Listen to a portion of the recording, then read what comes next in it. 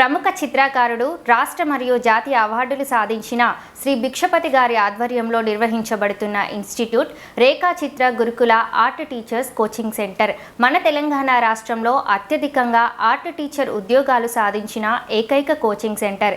గతంలో వీరి వద్ద శిక్షణ తీసుకున్న వారు గురుకుల పాఠశాలల్లో 84 మంది పనిచేస్తున్నారు. ఏపీ గురుకుల పాఠశాలల్లో 12 మంది విజయం సాధించారు. నవోదయ కేంద్రీయ విద్యాలయాల్లో కూడా ఆర్ట్ టీచర్ ఉద్యోగాలు పొందారు.